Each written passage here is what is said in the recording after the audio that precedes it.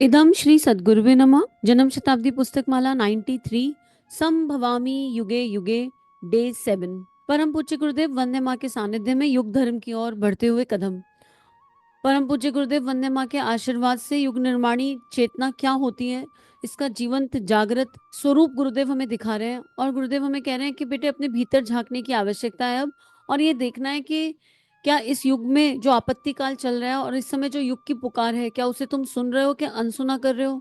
और इस क्रम में गुरुदेव ने कई सारे एग्जाम्पल दिए, जैसे गांधी जी का एग्जाम्पल दिया, भगवान बुद्ध का एग्जाम्पल दिया। गुरुदेव ने कहा अवतार कौन है कौन नहीं है मैं नहीं जानता, पर हर वो इंसान मेरे लिए अवतार है जिसने भारत माता के लिए काम किया, जिसने राष्ट्र के लिए काम किया, जिसने विश्व के लिए काम किया। और उसमें गुरुदेव ने एक बहुत ही एक ऐसा आईना दिखाया जिसे सुनकर के रूह कांप गई। क्या आईना दिखाया? गुरुदेव ने कहा कि अगर शंकराचार्य और उनकी माँ के बीच की बात बताई कि माँ क्या थी, माँ एक साधारण माँ के जैसे बिहेव कर रही थी, जैसे हम करते हैं अपने बच्चों के साथ। मेरा बेटा जेंटलमैन बनेगा, और ख्वाब देख लेते हैं, एक माया का महल खड़ा कर लेते हैं अपनी संतान के हिसाब से, संतान के जन्म लेने के साथ ही। लेकिन शंकराचार्य ने उसके अपोजिट विचारधारा को अपनाया। तो गुरुदेव कहते हैं कि ऐसे माता पिता दैत्य के समान है जो आत्मा को उसका उद्देश्य पूर्ण करने में बाधा बनते हैं। हर आत्मा एक निश्चित उद्देश्य के साथ समझिए जन्मी है, और हर आत्मा का उद्देश्य आत्मनिर्माण, समाज निर्माण और व्यक्ति निर्माण है। इसके अलावा और कोई चीज है नहीं।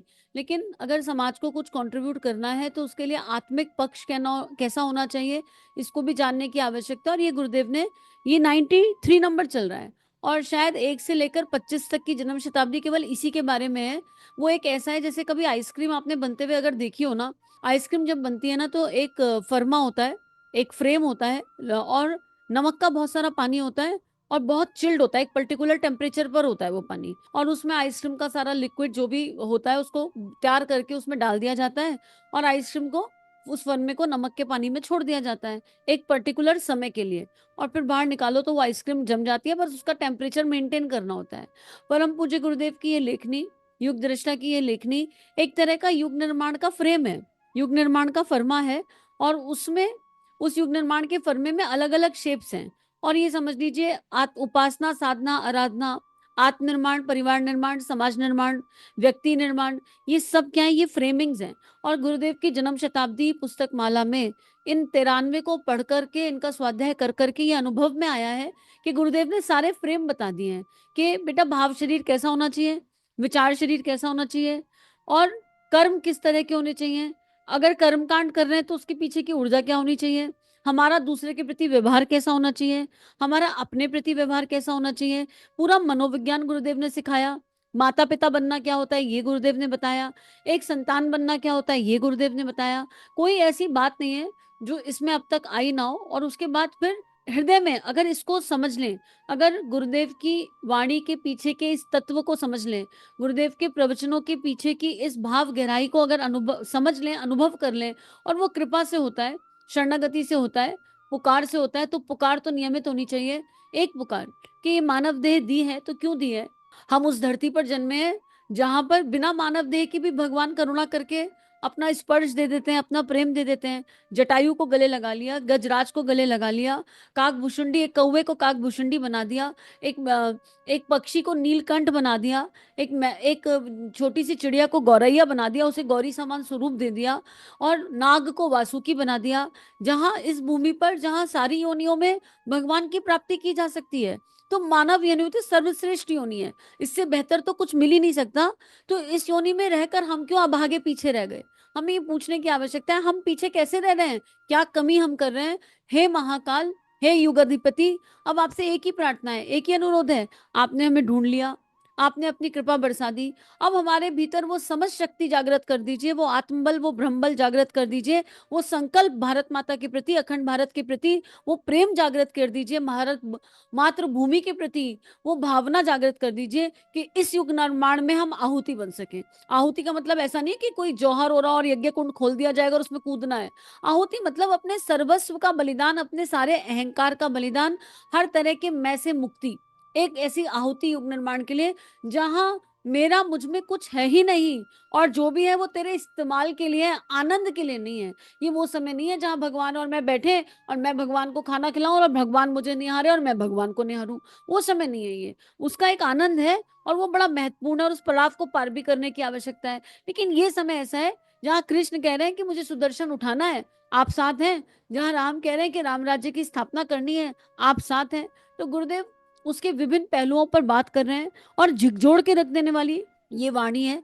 मतलब ऐसा लग रहा है कि गुरुदेव ने जिस समय में ये कहा होगा, जब गुरुदेव देह में थे और ये कह रहे थे, उस समय जो लोग सुन रहे होंगे उनके अंतःकरण पर क्या बीती होगी, उनके हृदय पर क्या हुआ होगा।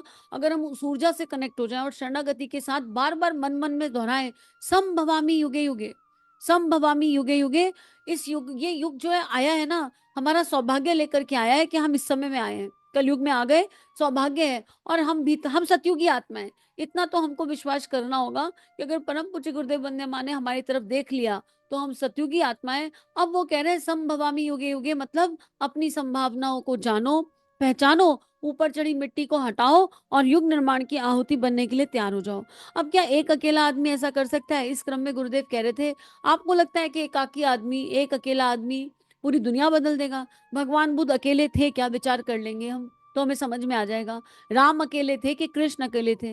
नहीं, एक भी अवतार अकेला नहीं था, पर उनमें वो दम था कि उन्होंने करोड़ों को अपनी तरफ कर लिया, करोड़ों को खींच लिया एक निश्चित उद्देश्य के लिए। तो आइए हम सब भी महाकाल के श्री चरणों में बैठे, महाकाली के श्री चरणों में बैठे, माँ दुर्गा से आवाहन करें, हे दुर्गा शक्ति, हे काली शक्ति, हे वो दैव्य शक्ति, अब आप अवतरित हो जाइए, हमारे भीतर की असुरता का संहार कीजिए। सबसे पहले तो अपने भीतर के असुर को मारने की आवश्यकता है। युग निर्माण में वही जा सकता है जिसके भीतर के सारी सारी दैत्य, जो दैत्य वृत्तियां हैं ना हमारी, वो सब मर जाएं। छोटी से छोटी, बड़ी से बड़ी, चाहे वो फिर कारण शरीर में हो, चाहे फिर वो विचार शरीर में हो। तो हे महाकाल, पहले तो अपना त्रिशूल हम पे मारो, हमारे देह भाव पे, नाम भाव पे, जीव भाव पे चलाओ और हमें वो शक्ति दो कि हम उसे सह सकें। हम वहां ये ना कहें अब नहीं हो पा रहा हमसे, हम इस तरह की बातें ना करें। और उसके बाद उस शक्ति को भीतर जगाओ जहां प्रज्ञा अवतार के जन्म की संभावना है। ये आपकी दीवी देह है और आपके काम में लगनी ही चाहिए। काम क्या हमें नहीं पता, काम क्या हमें कुछ नहीं पता।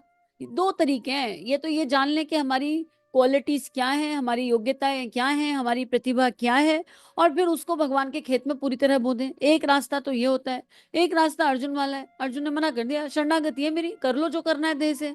और जब अर्जुन परेशान हो गए थे, कंफ्यूज हो गए थे, तो इतना विराट स्वरूप दिखाया और कहा कि अर्जुन क्या कहता है तू है कौन? सब मरे हुए हैं, ये पहले से मरे हुए हैं, तू किसको मारने की बात करता है? किसको मारेगा तू, जिन्हें मैं पहले मार चुका हूं? तुझे तो मेरा यंत्र मात्र बनना है। तो मित्रों, युग निर्माण तो हो चुका है, सतयुग आ चुका है, हमें दिखाई नहीं देता। क्यों? क्योंकि हमें दिखाई नहीं देता, क्योंकि हमारी दूर की आंख नहीं है, हमारे पास है देहिक आंखें। एक कमरे से पार दूसरे कमरे में नहीं देख सकती, पूरा खुला आकाश हो तो एक बार में नाप नहीं सकती। लेकिन युग अधिपति की आंखें बहुत बड़ी हैं, उनकी आंखें बहुत बड़ी हैं, उनके नेत्र बहुत बड़े हैं। और हमें क्या करना है? उनके पीछे पीछे पीछे पीछे चलना है। वो उस रास्ते पर ले जा रहे हैं जो उनका लिखा हुआ है, देखा हुआ नहीं है, उन्होंने युग लिखा है, उनका लिखा है। तो आइए संकल्पित होकर चलते हैं गुरुदेव के साथ और सब कुछ छोड़ करके चलते हैं। हमें नहीं पता हम हलचल पैदा कर पाएंगे कि नहीं कर पाएंगे, लेकिन एक सुकून होगा, एक सुकून होगा कि हम उस गुरु की बात मान पाए, हम उस ईश्वर की बात मान पाए, हम उस परमात्मा की बात मान पाए जिन्होंने एक श्रेष्ठ दैवीय जीवन जिया और सारा जीवन अर्पित समर्पित कर दिया हम लोगों के कल्याण के लिए। तो एक आत्मा को एक सुकून होगा और इस सुकून को बयां नहीं किया जा सकता। अब बात ये होती है कि गुरु का कार्य क्या है। तो मुझे एक बड़ा खूबसूरत मार्गदर्शन मिला, एक मतलब शांति कुंज से ही मिला, बड़ा प्यारा मार्गदर्शन मिला। क्या मार्गदर्शन मिला? गुरु का कार्य क्या है? हर वो कार्य जो अंतःकरण में गुरु के प्रति निष्ठा, श्रद्धा, विश्वास को गहरा और प्रगाढ़ करता हो, वो गुरु कार्य है।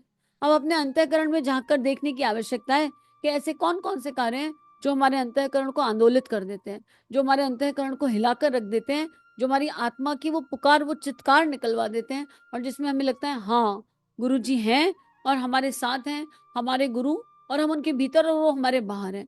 वो हमको देखने की आवश्यकता है। और ये सबका इंडिविजुअल हो सकता है। वानर सेना में वानर बहुत थे, पर जो काम अंगद ने किया वो जामवंत ने नहीं किया, क्योंकि जामवंत ऋषि थे। जो काम हनुमान जी ने किया वो नल नील ने नहीं किया। Everyone was having their own task. सबके पास अपने अपने काम थे। नल नील की महिमा और गरिमा को कम नहीं माना जा सकता।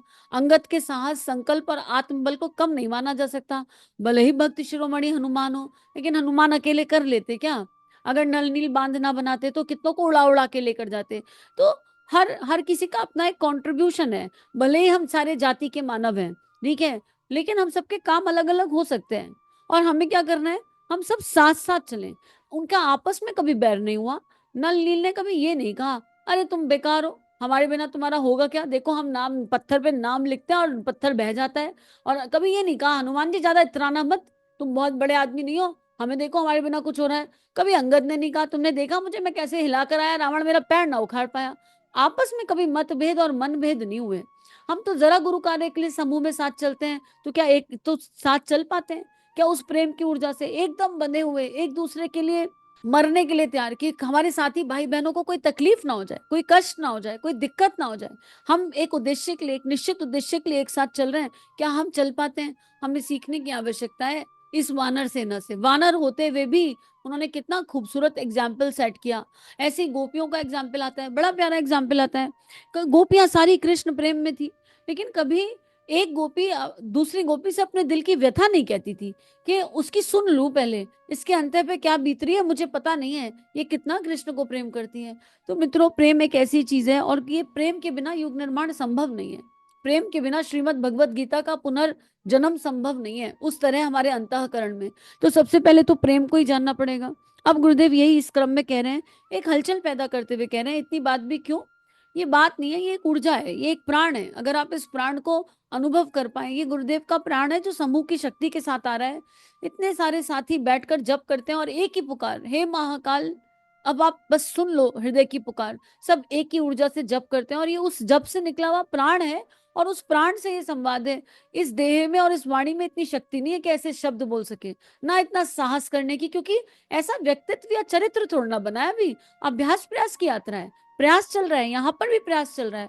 और हर बार ऐसा लगता है गुरुदेव आप आते हैं, झकझोर के चले जाते हैं, आपकी बात मानी कितनी जाती है, इस पर जब निगाह करो तो हमेशा कोई कमी दिखाई दे जाती है और फिर लगता है नहीं, और बेहतर करना है, और बेहतर करना है। आप नियमित आते हैं, अपना स्पर्श कराते हैं, अंतःकरण पूरा हिला देते हैं, समझ ही नहीं आता शब्द कहाँ से प्रकट हो जाते हैं। तो बात यहाँ पर ये नहीं है कि कौन बोल रहा है, बात यह है कि हम सब गुरु की शरण में बैठे हैं और वो गुरुदेव, वो माँ हमारे अंदर एक अलग जगा रहे हैं। अब ये देखना है कि हमारे अंदर हलचल हुई कि नहीं हुई।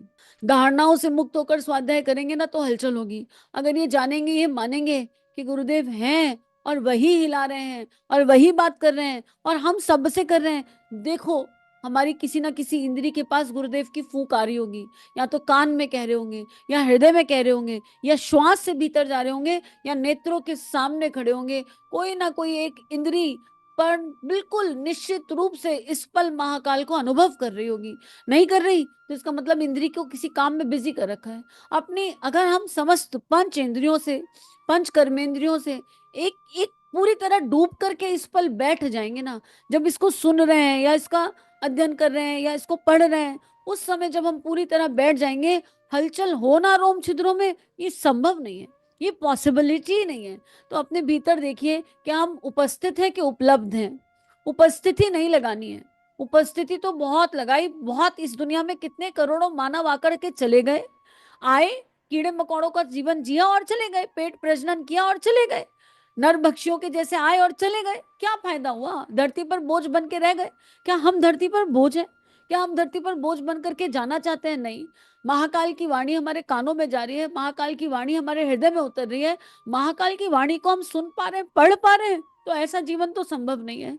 और ये संभव नहीं है कि हलचल हो ना रही हो, क्योंकि यहाँ तक सुन ही नहीं सकते थे, संभव ही नहीं था यहाँ तक पढ़ना। अगर आप अभी तक सुन पा रहे हैं, अभी तक पढ़ पा रहे हैं, अगर ये देह अभी तक बोल पा रही है, तो इसका मतलब उनकी योजना है कोई बड़ी, उन्होंने कुछ सोच के रखा है, वो कुछ तो करवाना चाहते हैं। वो युग शक्ति, वो दिव्य शक्ति, वो देव शक्ति जो पूरे ब्रह्मांड को चला रही है, वो हमसे कुछ कराना चाहती है। बस हम समर्पण कर दें और हलचल हलचल को अनुभव कर ले। और हलचल को अनुभव करने के लिए क्या करने की आवश्यकता है? कुछ भी करने की आवश्यकता नहीं है, कोई रॉकेट साइंस नहीं है, बस समर्पण और शरणागति, बस समर्पण और शरणागति। हे गुरुदेव, हे महाकाल, आपकी पुकार हमने सुन ली, आपकी करुण पुकार हमने सुन ली, और अब ये पुकार अनसुनी नहीं करी जाएगी। अब ऐसा नहीं हो सकता कि 15 मिनट सुना, सुनकर कहा बहुत अच्छा, कितना बढ़िया बोलती है, अरे नहीं चाहिए यार, ये बढ़िया बोलती है, बढ़िया बोलती है, कोई फायदा नहीं इस बढ़िया बोलने का, क्योंकि बोलने वाली देह नहीं है, ये बोल नहीं रही हूं। बढ़िया क्या होगा? बढ़िया तब होगा जब आप और हम मिल जाएं, एक सूत्र में बन जाएं, युग निर्माण की मशाल में खड़े हो जाएं और उस मशाल को गुरुदेव उठाए अपने हाथों से और कहे युग निर्माण हो गया, क्योंकि आप सबका निर्माण हो गया। गुरुदेव हमसे कहे कि युग निर्माण होता है व्यक्ति के निर्माण से, और तुम सब मेरे बच्चे और तुम्हारा निर्माण हो गया। तब है कोई बात, तब बनेगी कोई बात, नहीं तो कोई फायदा नहीं होगा। बस सुन लिया सुन लिया सुन लिया और आनंद हो गया आनंद हो गया आनंद हो गया। क्या फायदा उस आनंद का जो परमानंद में नहीं बदलेगा? कोई लाभ नहीं होगा। आपका अपना समय खर्च होगा और उस कीमती समय को फिर गुरु कार्य में लगा लीजिए, ज्यादा बेहतर होगा शायद। लेकिन सुनिए तो ऐसे सुनिए, स्वाध्याय करिए तो ऐसे करिए कि नेत्र से अश्रु बह जाए और हृदय कलपता हुआ चला जाए, और हम सोचें कि हमारे गुरु ने कैसा जीवन जिया है, कितना कितना कठोर, कितना कठिनतम जीवन जिया है, और हमें कुछ भी नहीं करना है। वो सब कुछ दे करके गए हैं, सब कुछ केवल कॉपी पेस्ट करना है। उनके दिए वो सूत्रों को गुण कर्म स्वभाव से, अंतःकरण से, आत्मा से, मन से, विचार से, कर्म से जीना है शिद्दत के साथ, इतना ही करना है। और आज आज शायद ये हलचल ही चाहिए थी। किताब से पढ़ पाए कि नहीं पढ़ पाए पता नहीं, पर परम पूज्य गुरुदेव वंदे माँ को अनुभव कर पाए, और इसके लिए आभार उस समूह की शक्ति को जाएगा जो समूह की शक्ति कंटिन्यू जप करती है। इसके लिए आभार उन साथियों को जाएगा जो लगातार सुनते हैं और सुनकर प्रार्थनाएं भेजते रहते हैं, प्रार्थना भेजते हैं कि स्वाध्याय होता रहे, लगातार होता रहे। इसके लिए आभार परम पूज्य गुरुदेव वंदे माँ को जाएगा। इसके लिए आभार ब्रह्मांड की दिव्य देव शक्ति आध्यात्मिक सहायकों को जाएगा कि उन्होंने और इस अकिंचन देह को चुन लिया। मैं आपको विश्वास नहीं दिला सकती हूँ इस समय कि अगर इस देह से ऐसा स्वाध्याय हो सकता है ना, तो आप जो सुन रहे हैं और जो जप कर रहे हैं वो इसका अनंत और करोड़ गुना कर सकते हैं। आप विश्वास कर देखिए, एक बारी ढीला छोड़ दीजिए, एक बारी कह दीजिए हाँ गुरुदेव, हम आपके हैं और आप ही के रहेंगे। हमारा इस देह पर कोई अधिकार नहीं है, केवल आपका अधिकार है, और ये देह मन वचन प्राण केवल आपके लिए जन्मे हैं और आपके लिए आहूत हो जाएं। बस पूरी शिद्दत से एक बार ये कह दीजिए, और फिर आप देखिए परिवर्तन होगा कि नहीं होगा। होगा, निश्चित होगा। और इसी भाव के साथ एक गायत्री मंत्र सभी अपना ध्यान रखिए और नियमित ध्यान करते रहिए। ओम भूर्भुवः स्वः तत्सवितुर्वरेण्यं भर्गो देवस्य धीमहि धियो यो नः प्रचोदयात्। इदं श्री सद्गुरुवे नमः। 21वीं सदी उज्जवल भविष्य, जन जन में देवत्व का जागरण, आत्म सुधार, समाज की सबसे बड़ी सेवा, अपना दीपक आप बनो। जी हाँ, ये सारी बातें हमें सिखाई आचार्य पंडित श्री राम शर्मा ने। परम पूज्य गुरुदेव की लेखनी ने इस जीवन को एक नई राह दी, आनंद दिया, और अब उनकी लेखनी को जन जन तक ले जाना यही मात्र एक उद्देश्य है। इसमें आपकी सहायता की आवश्यकता। आइए इस लेखनी को विश्वव्यापी बनाएं, जन जन तक इसको लेकर जाएं। चैनल को लाइक कीजिए, सब्सक्राइब कीजिए और सभी से शेयर कीजिए। इदम श्री सद्गुरुवे नमः।